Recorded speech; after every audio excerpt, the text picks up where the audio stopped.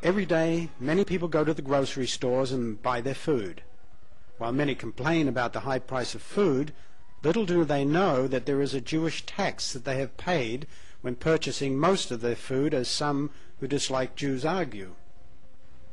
According to some non-Jews, this reported Jewish tax is paid on nearly all prepackaged food items and is often signified by the capital letter K within a circle, or the letter U within a circle in the US, although there are approximately 400 other Jewish organizations who may use different symbols, with some of the symbols now shown.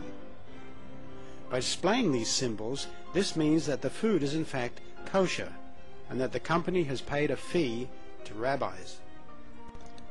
Yearly, these fees from various Jewish organizations appear to be quite significant.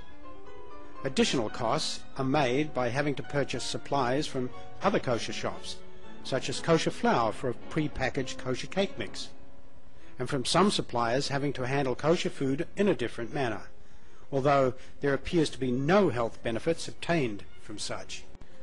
The Jewish ADL, that is the Anti-Defamation League of B'nai B'rith, an exclusively Jewish organization, say that such accusations are merely a bizarre claim by right-wing extremists. They suggest that rabbis are not making millions of dollars from this matter, and it is merely used as propaganda by people who dislike Jews. In one of the ADL's articles, they repeatedly assure readers that no Jews are getting wealthy from this, and that the costs are so minuscule that they can hardly even be measured. According to the April 5, 2001 online edition of the Detroit News, over $150 billion in food products had a portion of their costs go to rabbis. The Orthodox Union, which uses the U symbol, reportedly makes over $20 million a year. This is quite a sum, particularly considering that there are said to be over 275 other Jewish organizations that also certified food as kosher in the US, and 400 such organizations around the globe.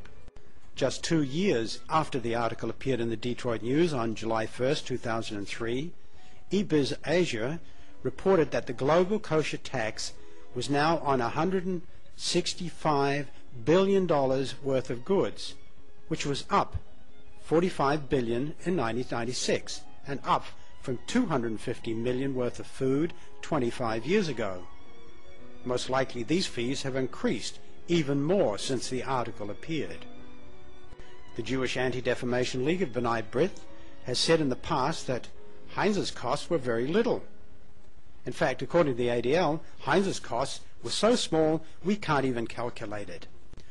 Contrary to the ADL's assertion, on March 20, 2003, the Canadian Jewish News reported that Heinz in Canada was getting rid of its kosher certification on some, but not all, products due to the reported extra costs associated with kosher certification. This was done to keep costs down. A spokesperson for Heinz said that the decision was based on both savings and how complex the manufacturing process is. The US government seems to encourage such affairs. In fact, contradicting separation of church and state, the government has issued the GAIN report about selling kosher food abroad. Despite this cost to non-Jewish consumers, some argue, seldom, if ever, do Jews disclose the real meaning of these symbols to buyers. In Canada, the symbol COR for Congress of Orthodox Rabbis is used, which some feel is misleading.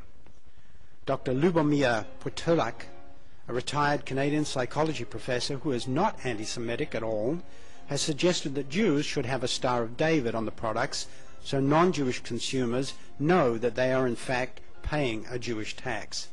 This would seem a bit more honest in their approach. Many people are vehemently against the Israeli occupation of the Mideast, yet these same people are paying for it to occur via the rabbinical kosher excise tax. Little do some non-Jews, even Arabs, realize that they may be helping subsidize Israel's wall of separation that goes through Palestinian neighborhoods by simply buying their food.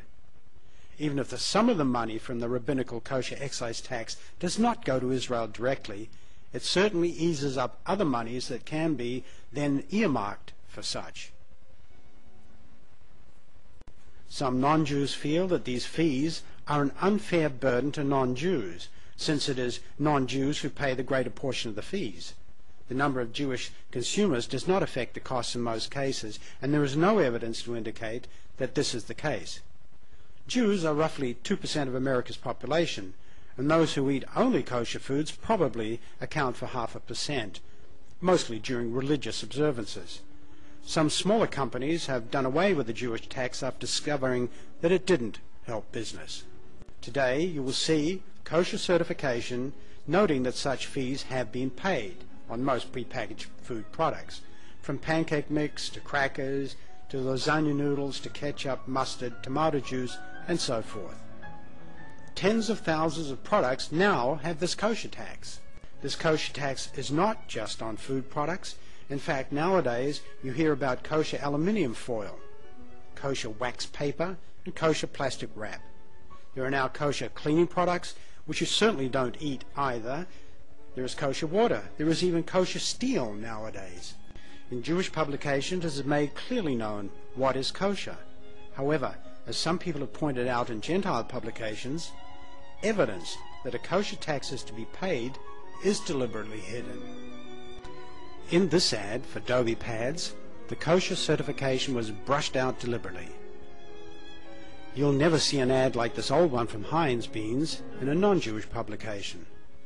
Why is this if there is nothing to hide? Today it seems that these kosher taxes tend to affect all consumer items. One honest Jewish publication of the past has aptly labeled this massive unfair rabbinical kosher excise tax as the kosher racket. As noted previously, there have been kosher taxes paid on $165 billion in food products in the U.S. in 2003, with just one organization receiving well over $20 million.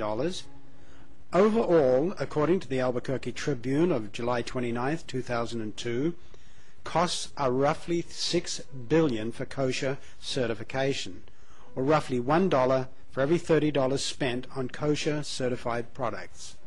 Considering that non-Jews presumably consume at least 98% of kosher products with respect to the population, and therefore pay 98% of the costs, many non-Jews argue that it seems an excessive and unnecessary fee.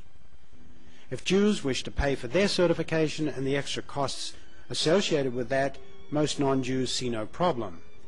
But that's not the case, as Jews seem to expect non-Jews to pay their bills and then scream anti-Semite where a non-Jew opposes this.